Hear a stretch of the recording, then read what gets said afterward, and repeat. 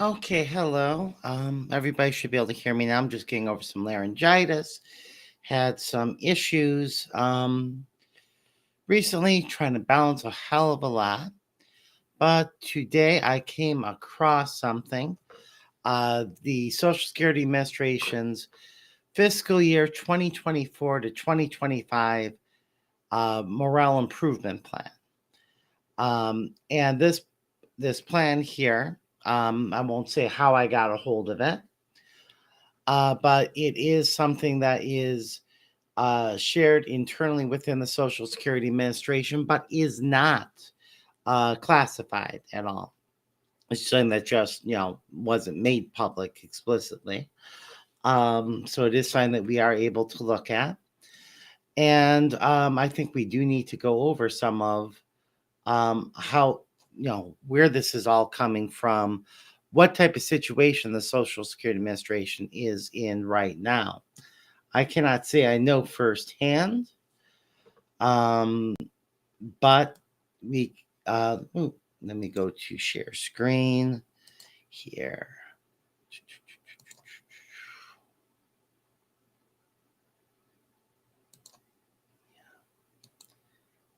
Let's go there. We got an infinite regression. While I move over, and you should see this properly now. This is from the Federal Times. It is from the Social Security. Social Security Administration ranks as the worst federal workplace. And this is something that came in. How old is this? This is April 12th. So we're looking at almost a year old at this point.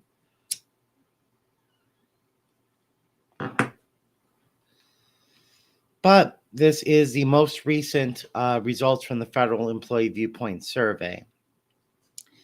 And if you look through here, what you're going to see is how everything is falling with employee satisfaction. In there, from what I've heard, they can't even hold on to new hires because they're all quitting, saying it's not worth the trouble. And while a lot is getting bad government wide, Social Security Administration stands far and above as the worst place to be. And I'm slowly scrolling through.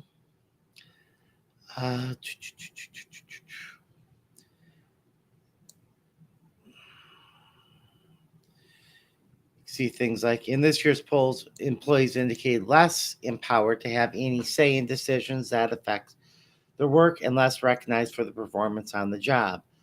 On the bright side, the poll by Axios and Generation Lab show college students and recent graduates saw the federal government as a dream employer behind Google.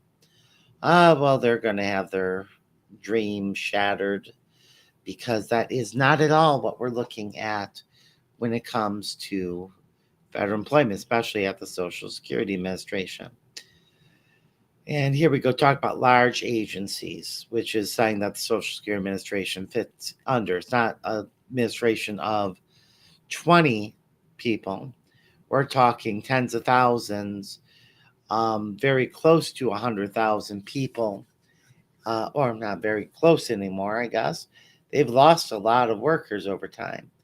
But among large agencies, the Social Security Administration received the lowest score, falling further from where it stood in 2021. The agency employs almost 60,000 workers, though that number is far below what employees say is needed to rebuild the workforce that fell to its lowest level in 25 years during the pandemic. The agency also lacks a Senate-confirmed agency head. They have since this plan has been introduced as well, Martin O'Malley is now the commissioner of Social Security confirmed by the Senate.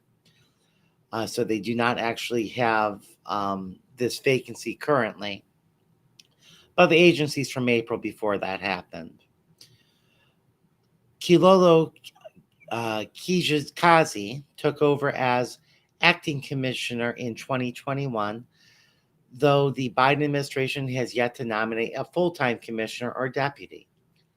A group of lawmakers said in September that SSA's labor management programs worsened under the Trump administration when SSA was among the most hostile agencies in the federal government. Permanent leadership will help, they said, but union officials in an April 10th press conference told reporters that it's not an excuse for addressing pressing issues. SSA also represents the second lowest ranking agency subcomponent, with its Office of Inspector General at 431 among 432 internal offices. So at some agency somewhere, there's an agency that has one subcomponent that's worse than any in Social Security. But agency wide, it's Social Security, and we are in second place as far as work sub, or they are at second place with the lowest agency subcomponent. SSA is consistently in the basement when it comes to ranking of best places to work in the federal government, says Rich Couture, a union representative at a press conference on April 10th. SSA's ranking has steadily dropped from second place in 2011. SSA's employees have consistently stated in successive federal employee viewpoint surveys that senior ad agency leadership does not listen to their concerns when creating agency policy or and making decisions that affect their jobs. We recognize that our employees' day-to-day perspective is affected by the workload, said Mark Hinkle, a spokesperson for the agency in a statement to Federal Times. Acting Commissioner Kijakazi has been sounding the alarm about the impact of the pandemic combined with insufficient and inconsistent funding. We are working diligently to increase staffing at SSA to attain greater balance in our workloads and improve service, which is also a pressure point for employees. The agency also said that it has sought and received special hiring authorities to speed up the hiring and onboard processes. It has been able to bring on more than 3,200 new agency hires through mid-March, and attrition slowed so far this fiscal year, according to SSA. The acting commissioner's message to employees is, I hear you. I know how hard you are working to serve the public, and I thank you for that. Hang on, help is on the way, Hinkle said. The U.S. Department of Homeland Security was second to last. Now, I'm not going to worry about the others because they're not part of this whole story. Got a lot there, and like I said, from what I have heard, the attrition is not really falling. It's the new hires who are just not sticking around.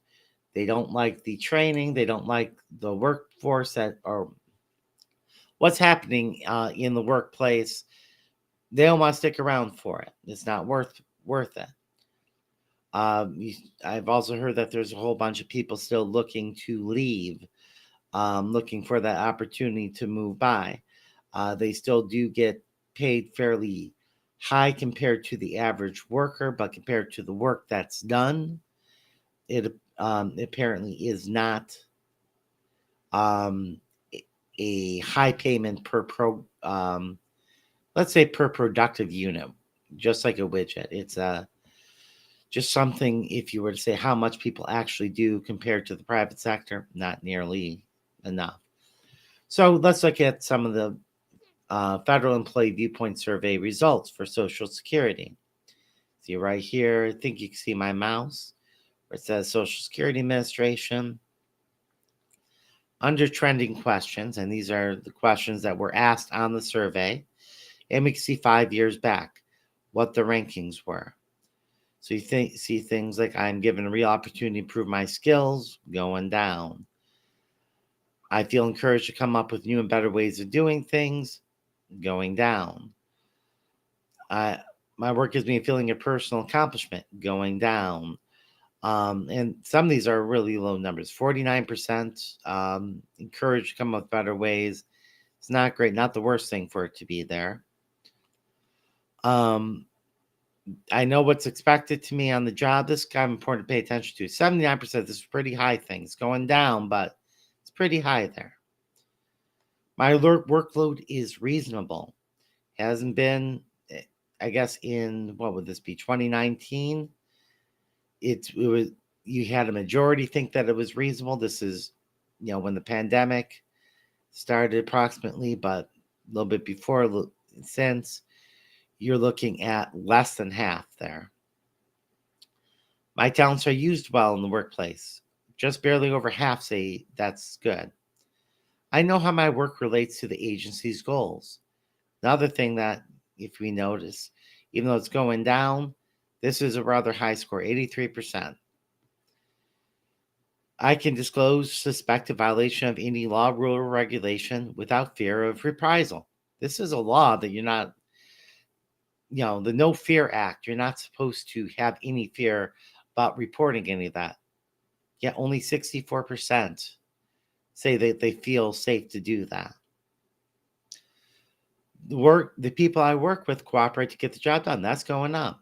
There's a lot of cooperation. But in my work unit, differences in performance are recognized in a meaningful way. That's way down low. Job relevant knowledge, that's pretty high. Employees recognized for high quality products, right there in the middle. 50% should be low, for something like that.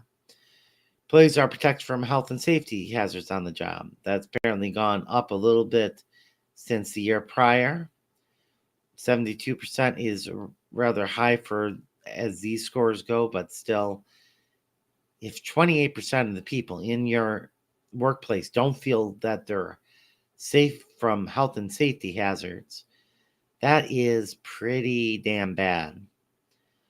I recommend my organization as a good place to work. You see, it goes from 65% down to 52%. I believe the results of the survey will be used to make my agency a better place to work. Been a minority this entire period that they're looking at it. People do not think that it's going to get better, and apparently not, because previous years they didn't do that. Supervisors in my work unit support employee development. This would be like the direct supervisor, and that's been going up.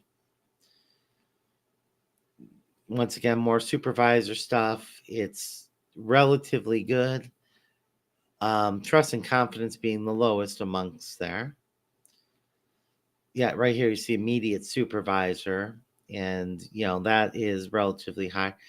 Senior leaders, that's way lower. You're down to 40, 50%. Managers communicate the goals of the organization. This is relatively high, even though it's fallen. 69% is where it's at now. Important to remember what that is. Communication. All the stuff I'm pointing out is communication. Managers promote communication amongst different work units. This is not high. You have 56%.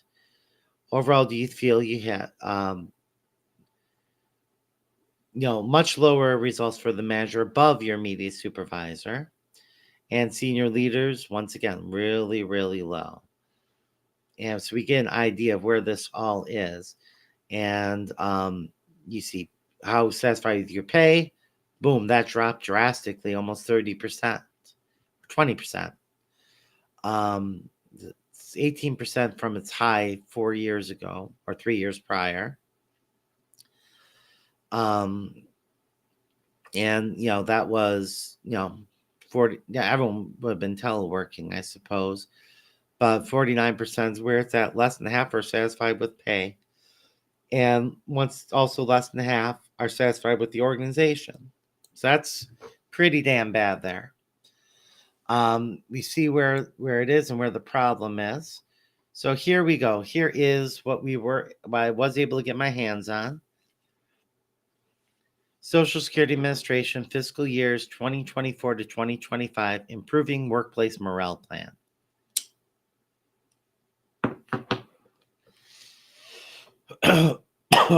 Excuse me. And we go through the table of contents. We get the background, and it's talking a lot about consulted with our labor partners. We're very corporate talk here. analyzed recent employee feedback survey results, FEVS, reviewed relevant research benchmarking studies and best practices on employee engagement. What is relative research? I don't believe they say anywhere here benchmarking studies. They just simply say that they looked at it. And best practices. When you see somebody say best practices, what they're talking about is just what they feel works. It has absolutely no basis in reality. It is just pure, I have a gut feeling that this works. It means that there was no study. Review the agency's human capital priorities. Oh my God, they use the word human capital. This is a bit worse than human resources. And human resources was both these terms in the late 1800s, late 19th century here. Economists rejected the terms human resources and human capital. Why did they reject them? Because they refer to slavery. That is when a human is capital or a human is resource. And not just any slavery, chattel slavery in particular. That is what that's referring to. And that's how they refer to their employees. Not their labor priorities or their employee productivity priorities or anything like that. Human capital. It's extremely demeaning. No wonder support for the agency is so low within it. To be reduced to mere productive force without your humanity attached. And so they looked at effective leadership, not really the problem. Employee manager development, it's the very top ones that have the problem. Effective communication. Remember what I said, communication. And communication is not where the problem is here at all. And diversity, equity, inclusion, and accessibility,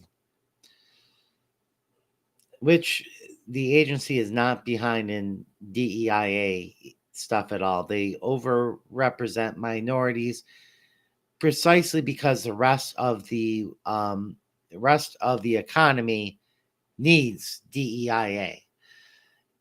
Because there is discrimination in these private workplaces, but not in the public workforce, you do have an overrepresentation of various minorities, particularly Black women, from what I've heard. And it's not, not that, they're being over-selected by the agency itself. It's that this is one of those places that does not discriminate against them, so they get a whole lot more qualified, applicants of these minority groups that are able to get hired because they're not discriminated against in the process.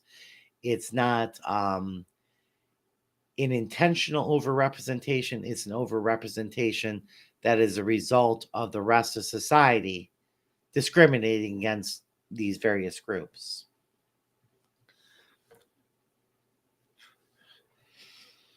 We routinely conduct studies and use available data to assess the effectiveness of our human capital initiatives and programs. And what I've heard from the American Federation of Government Employees is the agency will occasionally conduct studies, but they never look at the results.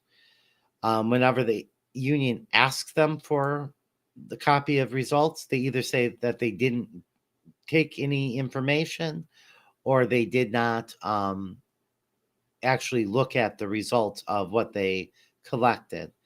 So this appears to be a lie based on what I've heard from union sources. Information from these assessments helps us develop strategies to address the major challenges we face. For example, we use results from the FEVS. I'm not going to say that out loud each time.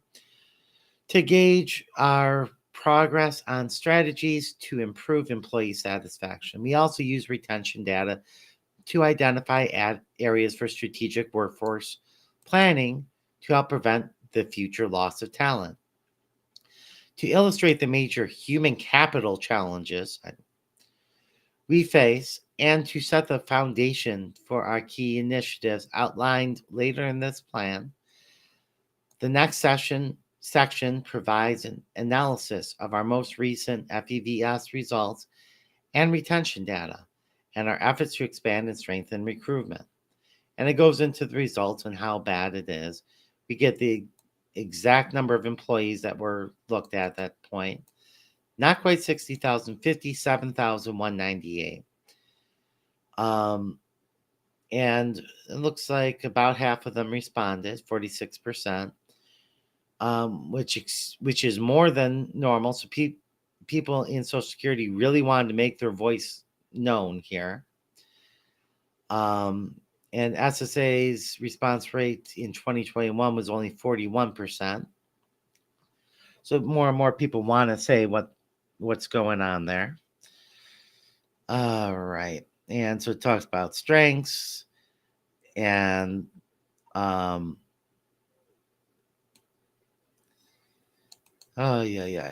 we apparently Social Security ranked higher than most for being held accountable, even though we saw that was rather low. Being treated by respect by their supervisors, once again, to be immediate supervisors. Able to contribute to the common good via work activities. We saw a lot of relatively high for cooperation and the work unit getting along and all that.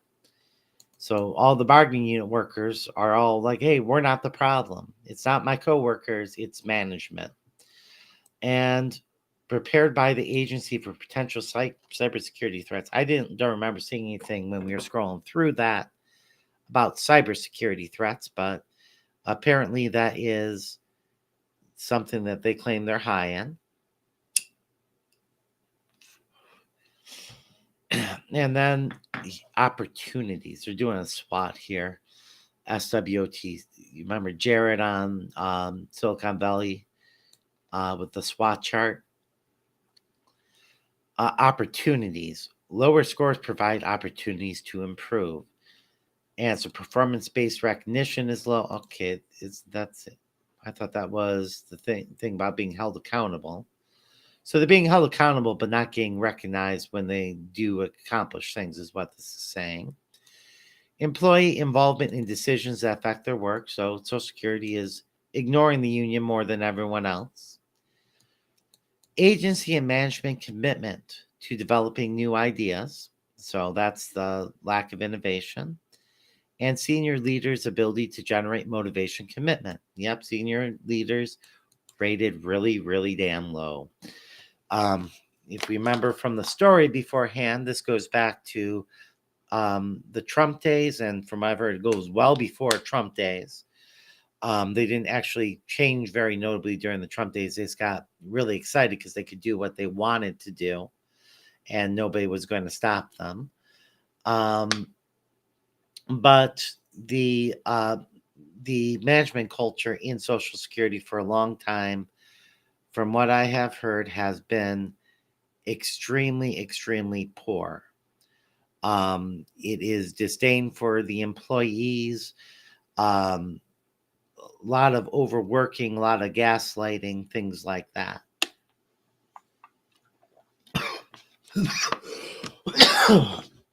Excuse me again here. Like I said, I'm just coming over some laryngitis, so even more than my smoker's cough, I'm led to cough a little bit here today. And so it's listing blah, blah, blah, and it gives you an idea of where the averages are. Engagement is 6% lower, 4% lower for leaders lead, supervisors 6% lower, despite that being their strength. Intrinsic work experience, not sure exactly what that's referring to, reflects the employee's feelings of motivation and competency relating to the roles in the workforce. And we know that they felt competent, they didn't feel motivated, but 66% versus 74%. And so we're looking at a few others here. Global satisfaction, 11% less than the large agency average, 14% less on recommending the organization, 12% less on job satisfaction, pay satisfaction 6% less, organization satisfaction 12% less. And mind you, with pay satisfaction, this is not fully up to the agency, but it's largely up to the agency because they're going to all be working on the general schedule grade step scale, GS, and they get to pick what grade each of those positions are. So they can decide that all their people, the particular position, move up a grade as their maximum, as opposed to being, or even as they're starting, they can move that up as opposed to having it there. And you see large drops just this past year. Look at this in the red here. That's just from 2021 to 2022, how much that dropped. DEI index, and this is saying that it's actually lower. I thought that would have been higher. Okay.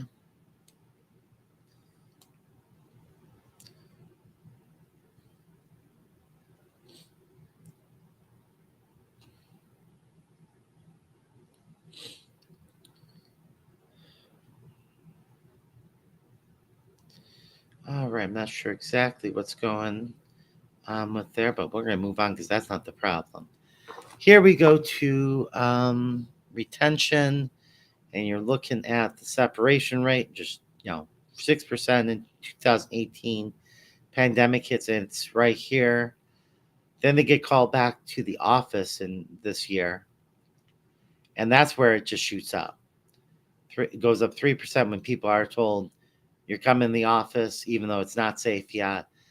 And from what I heard, once again, from union sources, they did not work with the union on this. There was an impasse on the reentry, and the agency decided they're going to do what they're going to do. They don't care about what the law says. They're going to just simply follow through with what they want to make happen.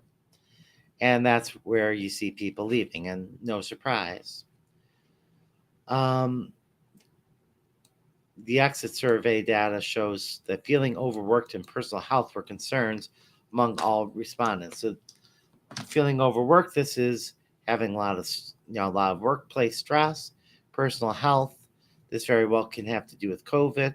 But of course, when you're overworked and overstressed, your immune system is less effective, and that puts your health at risk as well.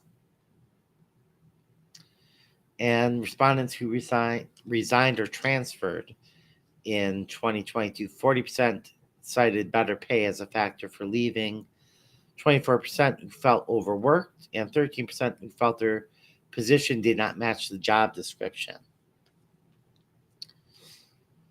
And so recruitment, finally, this is where there's a real problem here. And we're going to go down here. Let's see where I saw that.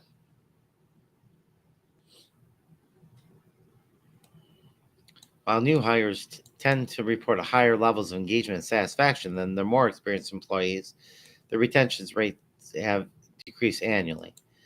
So what we have is what essentially is referred to as a psychic prison analysis for an organization here would be fitting, at least, because the people who like it the most but are least tied to it, they don't feel like this is where they're stuck at.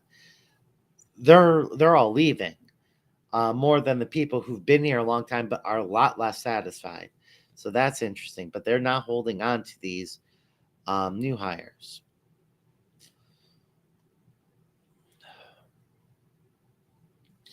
And that gets expensive fast. But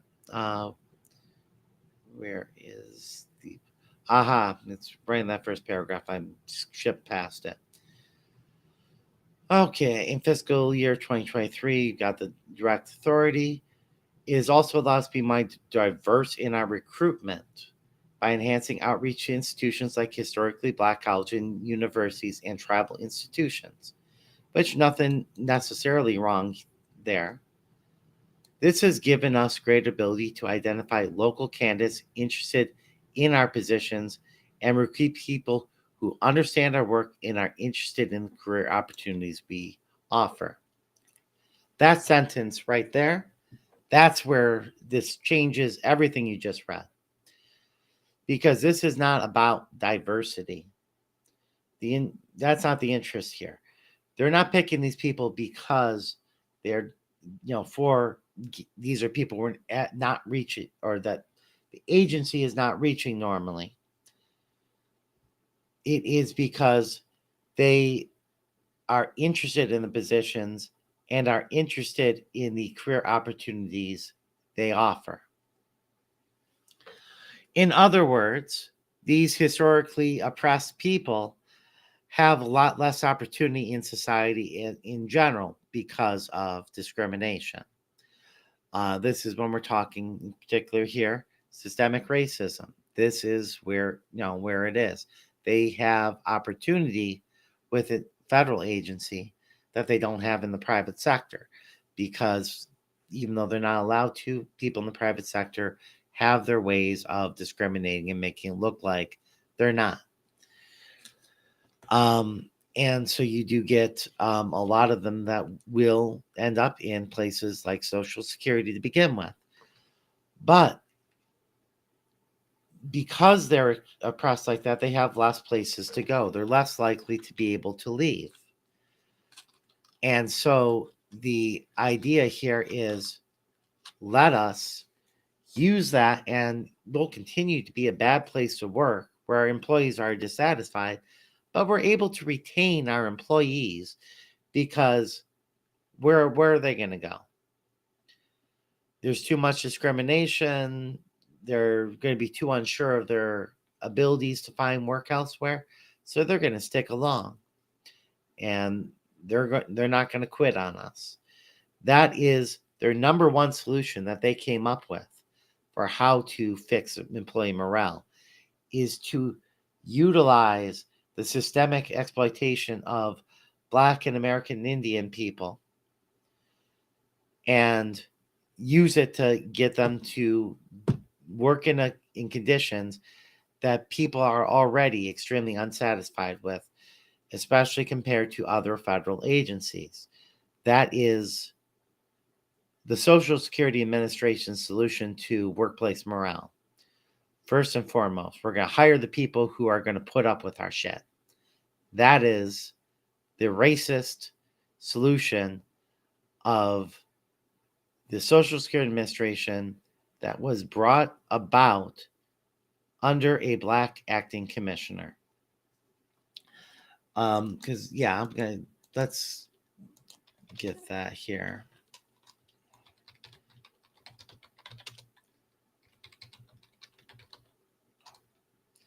Typing Google into Google, that's fun.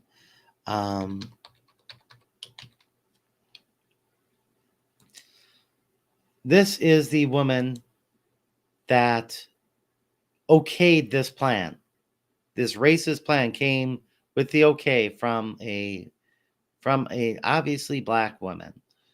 And so that's one thing you got to keep in mind whenever you're looking at systemic racism. It does not have to be necessarily only people in the majority who are benefiting from it, who are driving it.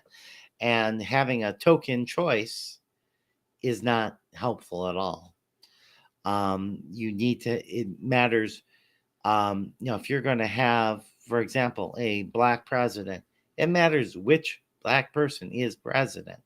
There's a big difference between someone like Cornel West and Barack Obama. They are not the same person. They are not meeting the same level of serving the underserved interests of the Black community in the same way. There is a fundamental difference. Compare either of them to someone like, try and remember exact names.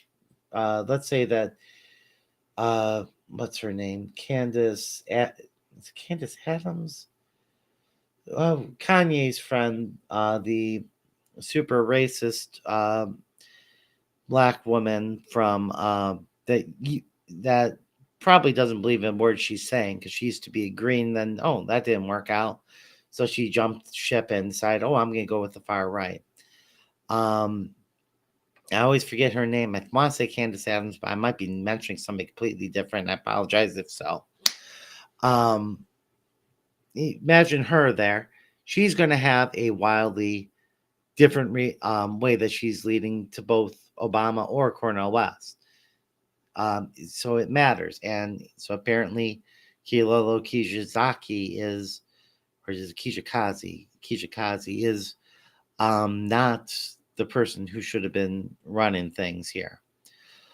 But so that's their first solution. And so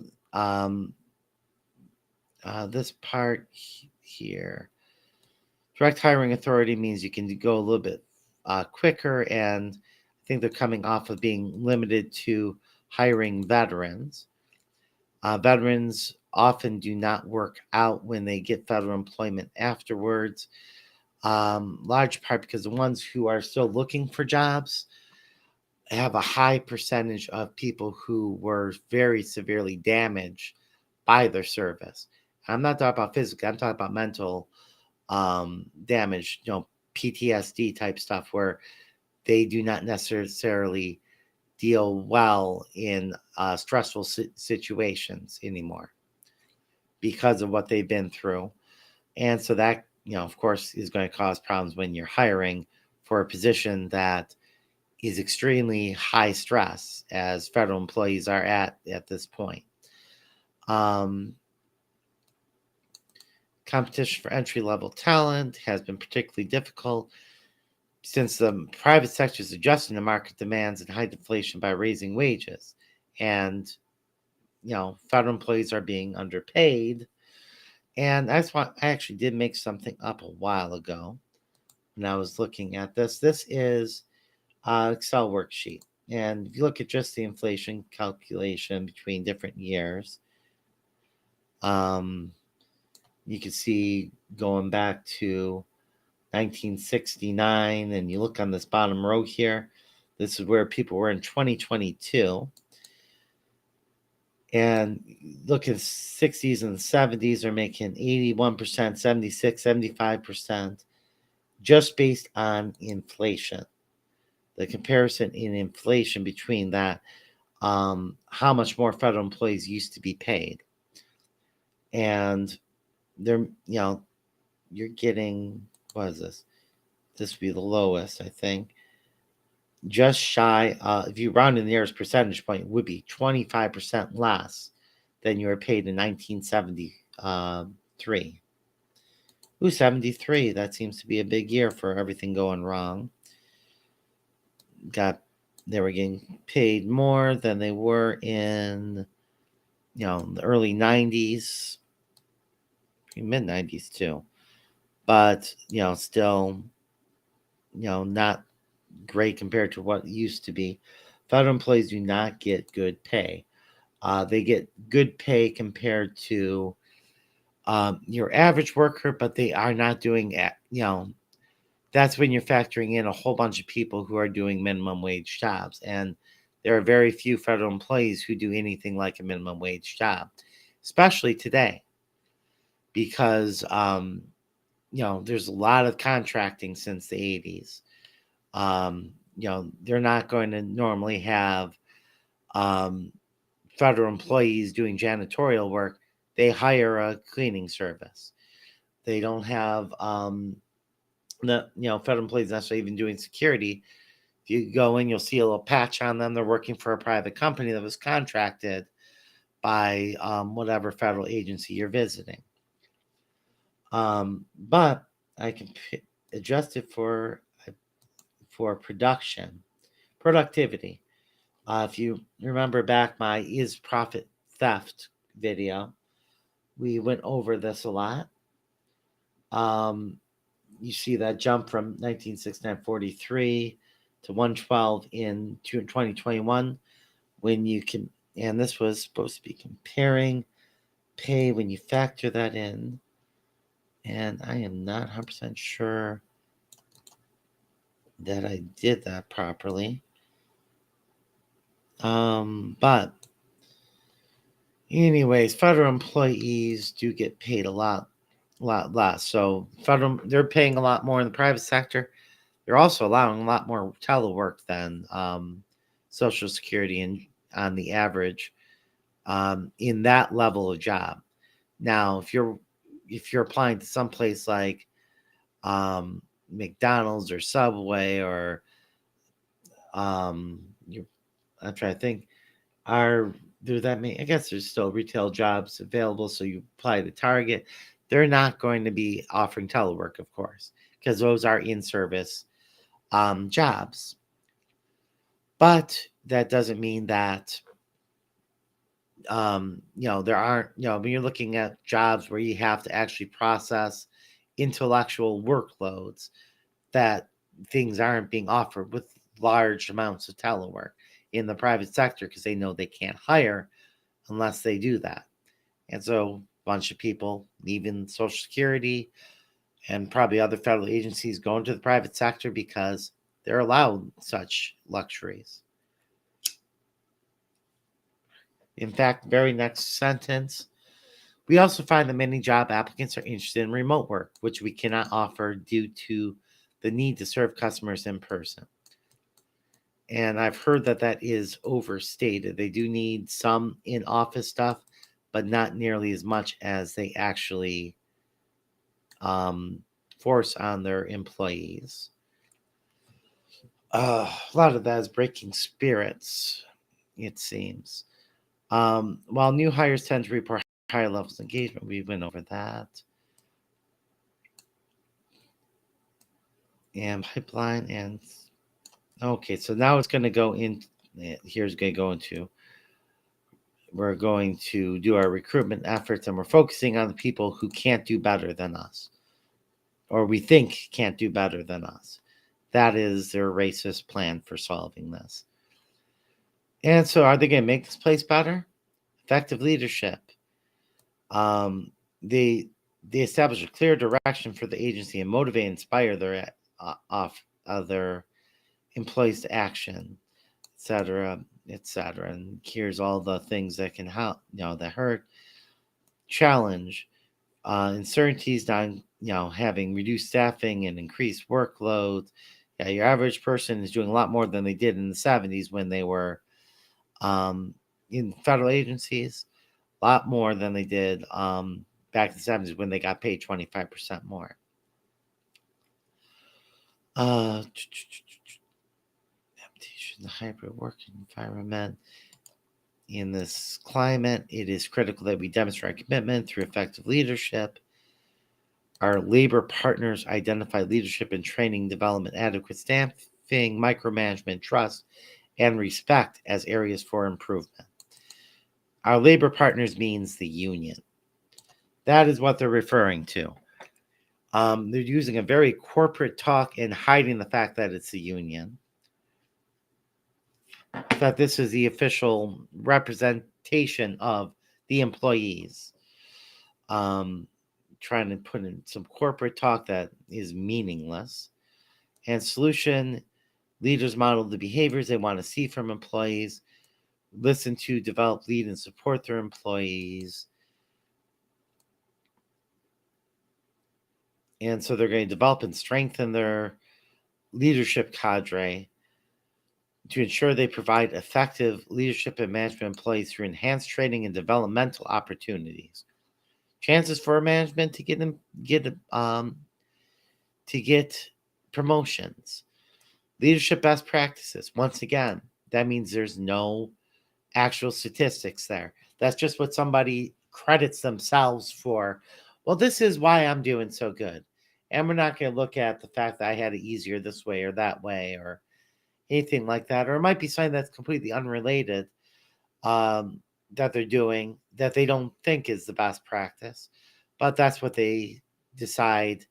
I feel that this is correct. Leadership evaluations and employee feedback. So they're going to give more training to management, which doesn't address any of the issues. Does more training help respect? No. From what I've heard, big part of SSA's management training is teaching them to be disrespectful. Teach them to do things like violate the Federal Records Act by telling them do not put things in writing. You're supposed to keep a record of any discussions that have to do with um, decisions that are made in the organization, which include discussions between employees and management. What I've heard from employees there is management likes to respond to things that are written to them with verbal statements that they can say they never said later on, or say, no, what I said was this, and there's no record to go back on. And that is something that they are taught to do. Is that what they need to train them more of? Is that going to create respect? Where was that?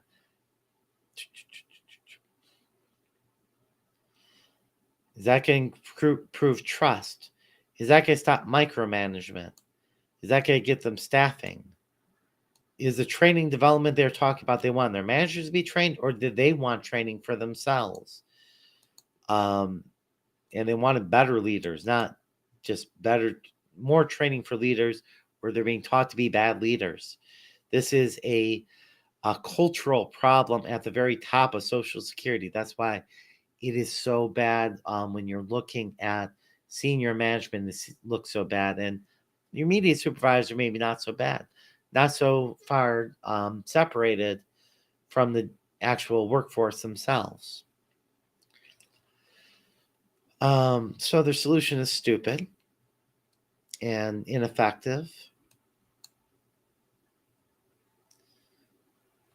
And so you look at these things here and you try to get this. It's like one of the best rating things is what you're going to try to improve. Yeah, that makes sense. If you're going to focus on one thing, that shouldn't be. Here's more management development. Oh, here's something about employee development. Employee development process where they actually participate in training, coaching, and mentoring programs to acquire new knowledge and skills to support the system mission and goals.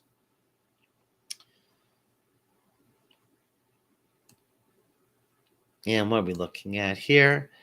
We continue to explore ways to ensure employees have consistent access to and aware of professional resources. Mastering additional skill sets benefits the agency and employees, et cetera, et cetera. That's not the biggest issue there. And they may want training, but that doesn't mean that's if that's being asked for. My guess is they're not looking for new skills. They're looking for how do we do this thing that you gave us to do already, and created some policy that we're not clear on, or you keep changing things back and forth, and so we need something that actually sit down and know how to do that, not develop new skills outright.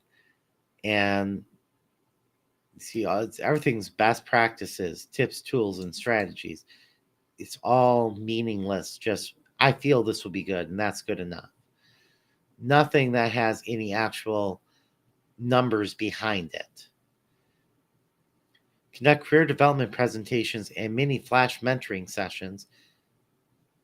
Is that what they said they wanted? I don't think that's what the union said they wanted. Increase play access to career development resources. Promotions are something that people like, but who are you promoting? You promote more of the same, more of the people who are being complained about already, or are you going to complain the people who are going to be the bad leaders of tomorrow? And it just jumping up management's responsibilities. Just give them a raise. Social Security has that ability. They have the ability to ask for more. I heard that during the Trump administration, they actually asked for Congress to cut their budget at that point. That's how bad they were. No, we don't need that much. We don't need as many employees. We want to get rid of our employees, and they can't keep track of anybody now. Encourage employee detail opportunities. We're not looking at anything that's stopping the micromanagement, nothing about increasing respect, nothing about making more manageable workloads. Nothing like that is here. And then finally, effective communication. Remember the thing that they're rated higher than anything else, comparatively. That's what they decide really needs to be worked on. They need to. We're doing well on that, so let's do even better, and forget about the high workload stress and making it so that people want to quit. People know what their whole purpose is. And then finally, DEIA, which, like I said, it's not really something that's an issue. Now, higher level management, from my understanding, is much more representative of the public at large, which means it's not representative of the who's hired by the agency. You have people, you're looking at your white cis hetero men more likely to be promoted into management than some black trans woman who's also a lesbian. You know, you have definitely discrimination not in getting into the agency, but getting promoted in the agency. So maybe they have something here. Minorities represent over 50% of our workforce. I told you. Um, Diverse compared to the rest of the federal government and civilian labor force. Um, and this is just stupid here. While we have made significant progress government-wide in hiring employees that reflect our country's diversity, no, you haven't, because you're overrepresenting one group, and there's no problem with you overrepresenting it because you're making up for systemic discrimination elsewhere. That's why they're overrepresented. I want to stress that. But the problem isn't diversity, that it's not reflecting the national workforce at all. That's not the problem. You would only be driving further into the less diversity if you were to go to be more reflective of the community as a whole. This shows that they don't know whoever wrote this has no idea what this actually means or any of the situations behind it. It is somebody who got promoted that should never have been promoted. And therein lies the problem. People who are unqualified are getting promoted in Social Security. They're hiring these HR people, these people who have been trained to abuse employees and treat them like commodities. That's who you have at the top. No wonder the workforce is doing so poorly.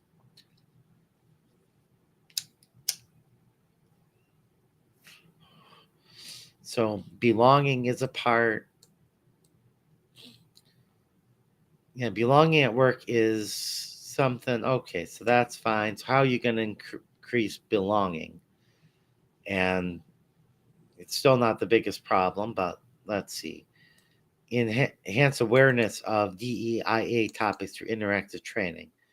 So you're gonna have to watch a bunch of sexual harassment videos and don't be racist at the water cooler stuff. And they're predominantly, the majority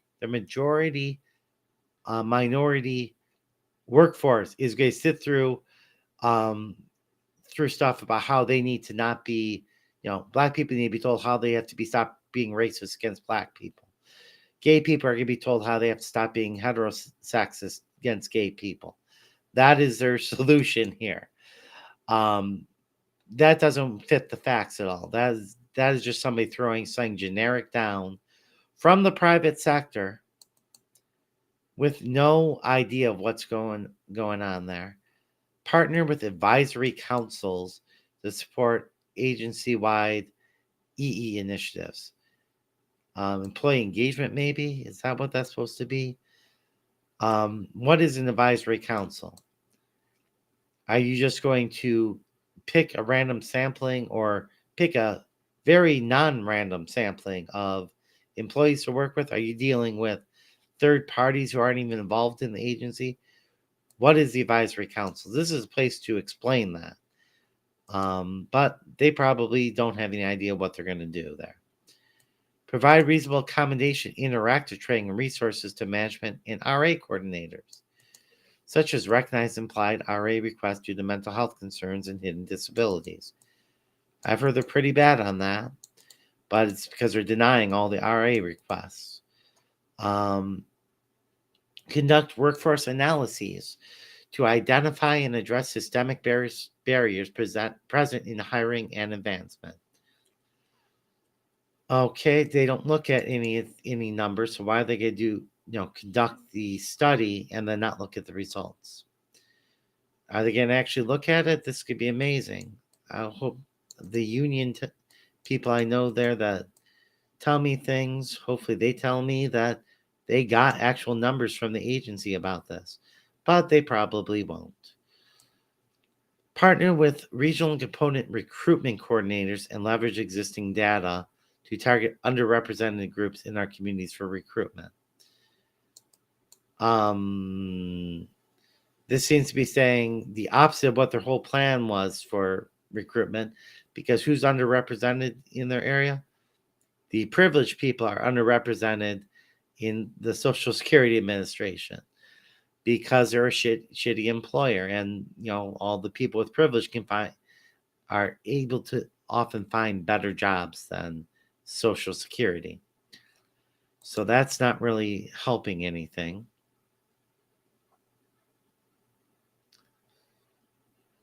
And this is what they're doing it based off of. My super provides opportunities fairly to all. You don't know that it's about discrimination.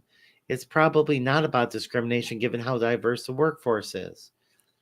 When they're looking at opportunities, it very well may be, this is my friend, so I'm going to give them the opportunity.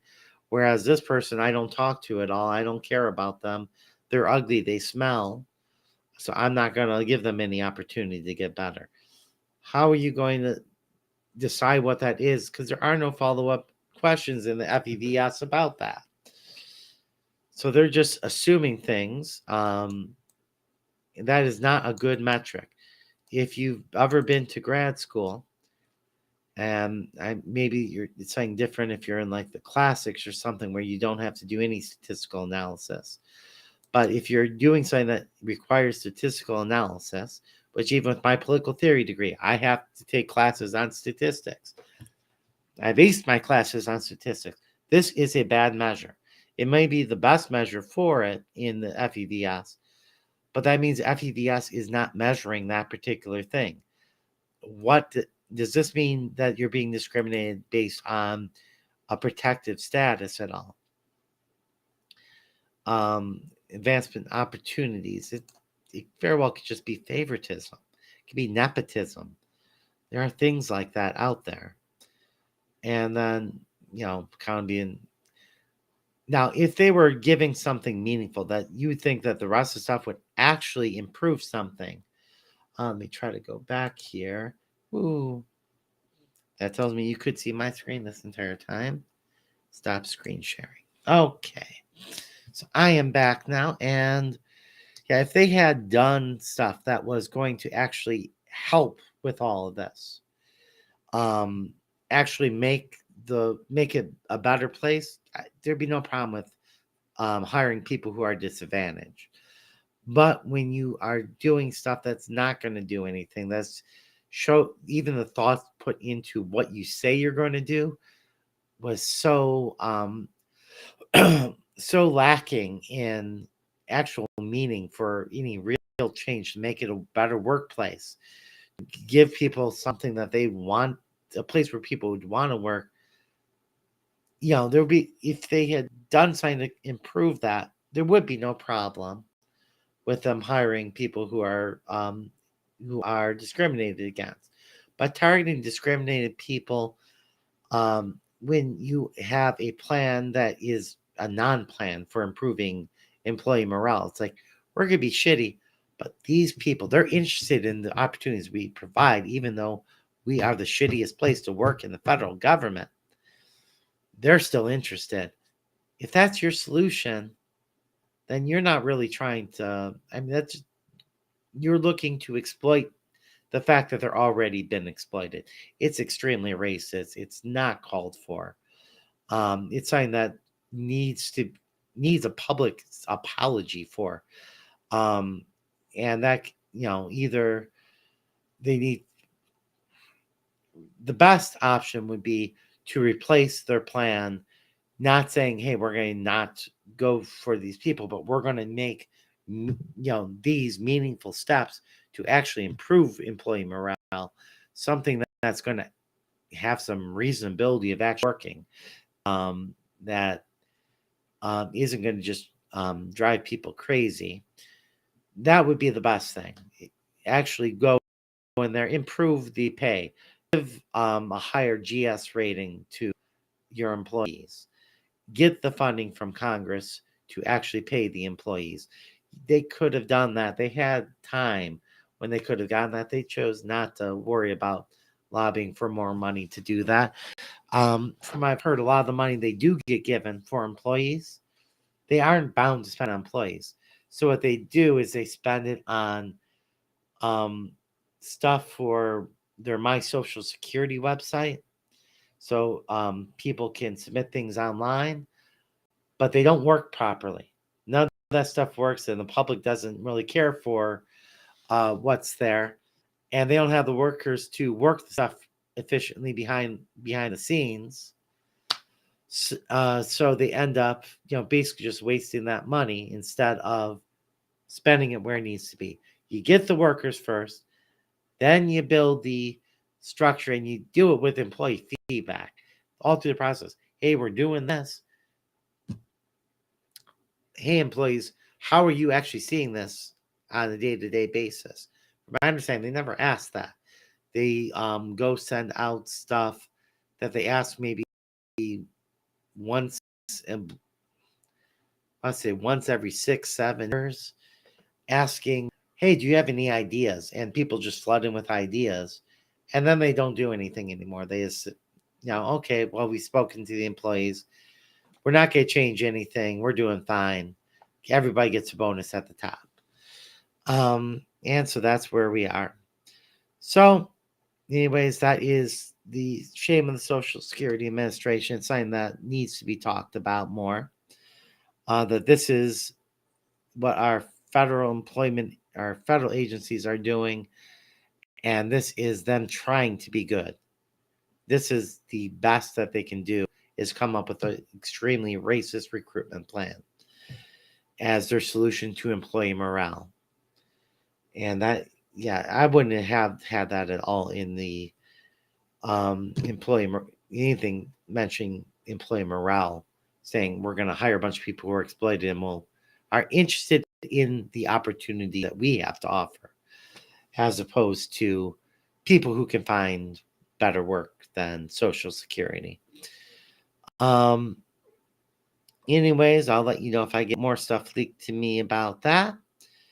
I probably come back on a little bit later today, something unrelated I want to discuss. But for now, I want to get something out. It's been a while. Thank you, Navigate.